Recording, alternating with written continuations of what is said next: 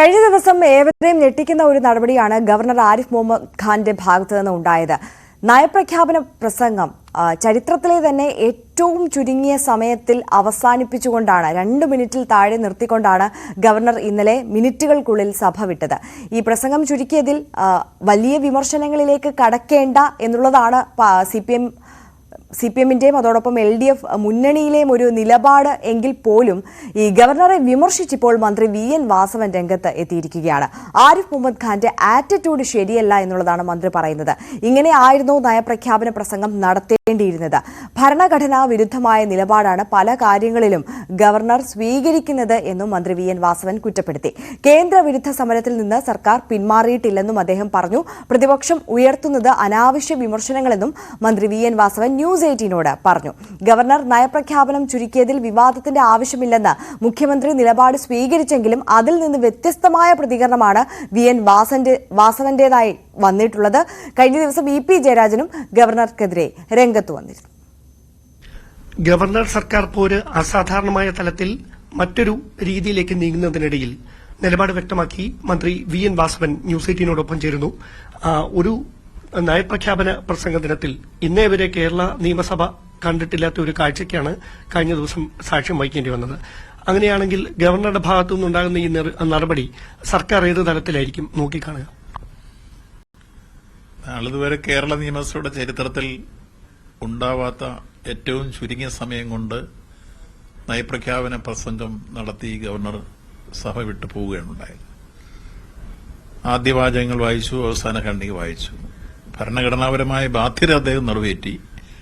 പക്ഷേ അദ്ദേഹത്തിന്റെ ആറ്റിറ്റ്യൂഡ് ശരിയായിരുന്നില്ല. സഭയോടുള്ള ഒരു അനാദരവെന്ന് വേണേൽ പറയാവുന്ന രൂപത്തിലാണ് ആ സമീപനങ്ങൾ പൊതുവിലുണ്ടായിട്ടുള്ളത്.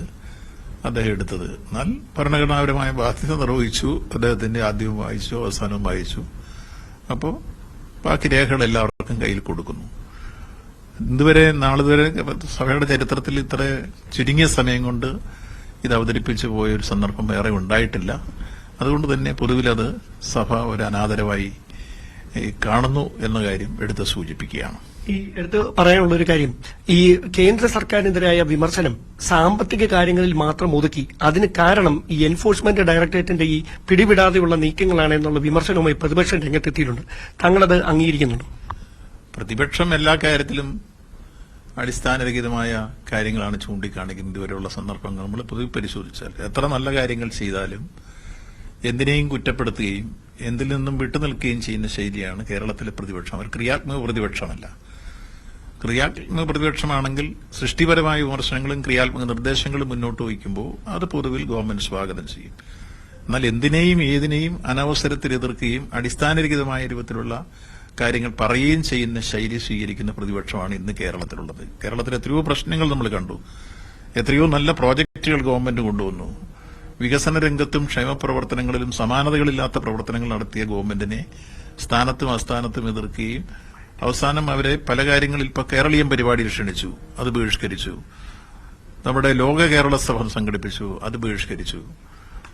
നവകേരള സദസ്സ് സംഘടിപ്പിച്ചു, അത് ബഹിഷ്കരിച്ചു. നമ്മൾ കരുതലും കൈത്താങ്ങുന്ന അദാലത്ത് പരിപാടി സംഘടിപ്പിച്ചു, അത് ബഹിഷ്കരിച്ചു. അപ്പൊ ഏത് നല്ല കാര്യങ്ങൾ വന്നാലും അതിനെല്ലാം അവർ ബഹിഷ്കരിക്കുകയും അടിസ്ഥാനരഹിതമായിട്ടുള്ള ആക്ഷേപങ്ങൾ ഉന്നയിക്കുകയും യഥാർത്ഥത്തിൽ അവരുടെ ചുമതല നിർവഹിക്കാത്ത ഒരു ക്രിയാത്മക പ്രതിപക്ഷമല്ല ഇന്ന് കേരളത്തിലെ പ്രതിപക്ഷം എന്ന് പൊതുവിൽ പറയേണ്ടി വരും. അങ്ങനെയാണെങ്കിൽ ഒരു കാര്യം കൂടെ മിനിസ്റ്റർ എടുത്തു പറയാനുള്ളത്, അതായത് കേന്ദ്രത്തിനെതിരായുള്ള ഈ അവഗണനയ്ക്കെതിരെ കേന്ദ്രവിരുദ്ധ സമരം പറഞ്ഞു. പക്ഷേ ആ സമരം ഒരു സമ്മേളനമായി മാറിയിരിക്കുന്നു എന്ന പരിഹാസമാണ് VD സതീശൻ സഭയിൽ ഉന്നയിച്ചത് കഴിഞ്ഞ ദിവസം. അത് അദ്ദേഹം അവരും വിചാരിക്കുന്നില്ലേ, ഞങ്ങൾ പ്രഖ്യാപിച്ചത് സമരം തന്നെയാണ്, അതിലൊരു മാറ്റമില്ല. ആ സമരമുഖത്തേക്ക് ദേശീയ തലത്തിൽ ഇന്ത്യ സംവിധാനത്തിലെ വിവിധ BJP ഇതര മുഖ്യമന്ത്രിമാരായിരുന്നവരും അതുപോലെ തന്നെ ഇപ്പം മുഖ്യമന്ത്രിയായിട്ടുള്ളവരും ചില കക്ഷി നേതാക്കളെല്ലാം ക്ഷണിച്ചു. അവരെല്ലാം വന്ന് സംസാരിക്കുന്നതുകൊണ്ടാണ് ഈ സമ്മേളനം എന്ന വ്യാഖ്യാനം കൊടുത്തത്. പക്ഷേ ഞങ്ങൾ പ്രഖ്യാപിച്ചത് സമരമാണ്. ആ സമരത്തിൽ നിന്നൊരു മാറ്റവുമില്ല. മുഖ്യമന്ത്രിയുടെ നേതൃത്വത്തിൽ മന്ത്രിമാരും മുഖ്യമന്ത്രി ചേർന്ന് സമരമാണ് കേന്ദ്രത്തിൽ പ്രഖ്യാപിച്ചിട്ടുള്ളത്. അത് ഇവരെല്ലാം വന്ന് അഭിവാദ്യം ചെയ്യുന്നു എന്നുള്ളതുകൊണ്ട് എങ്ങനെ സമ്മേളനമായി മാറ്റുന്നത്? അവർക്ക് ഇഷ്ടപ്പെടാതെ പോകുന്നത് കോൺഗ്രസിന്റെ പ്രസിഡന്റിനെ അടക്കം ക്ഷണിച്ചിട്ടുണ്ട്, ഖാർഗെ അടക്കം. അപ്പൊ അങ്ങനെ വിവിധ ആളുകളെ ക്ഷണിച്ചതുകൊണ്ട് സമ്മേളനമായി മാറുമോ? അപ്പോൾ അതുകൊണ്ട് ഇല്ലാത്ത കാര്യങ്ങൾ യഥാർത്ഥത്തിൽ പ്രതിപക്ഷം പരിഹാസ രൂപത്തിലും ആക്ഷേപ രൂപത്തിലും കൊണ്ടുവരുന്നത്. അത് അവരുടെ സ്ഥിരം ജോലിയാണ്. അത് അവർ ചെയ്തുകൊണ്ടേയിരിക്കുന്നു. അവർക്ക് യഥാർത്ഥത്തിൽ ഇത് പങ്കെടുക്കാൻ അവരെ ക്ഷണിച്ചതല്ലേ. ബഹുമാനപ്പെട്ട മുഖ്യമന്ത്രി പ്രതിപക്ഷ നേതാവിനെയും പ്രതിപക്ഷ ഉപനേതാവിനെയും ക്ഷണിച്ച് ന്യായമായി കേരളത്തിന്റെ താല്പര്യത്തോടും വികാരത്തോടും അവർ യോജിക്കുന്നെങ്കിൽ ഇതിൽ പങ്കെടുക്കുന്നതിൽ എന്താ തെറ്റ്?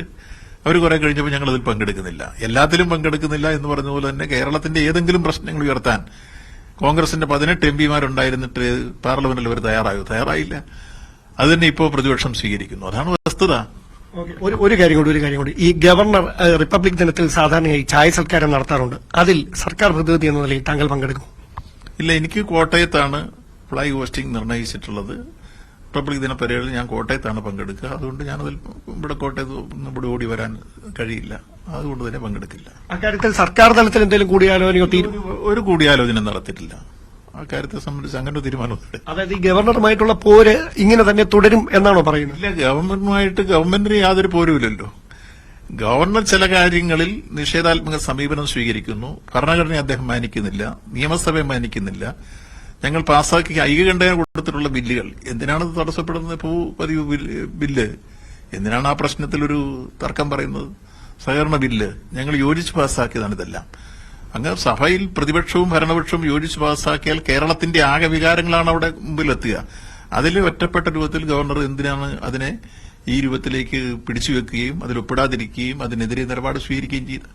അത്തരം ശൈലികളെ ഗവർണറോടല്ല എതിർപ്പ്, ഗവർണറുടെ സമീപനത്തോടാണ്, അയാളുടെ നയപരമായ നിലപാടിനോടാണ് നമുക്ക് എതിർപ്പ്. തീർച്ചയായിട്ടും വളരെയധികം നന്ദി നിലപാട് വ്യക്തമാക്കിയത്.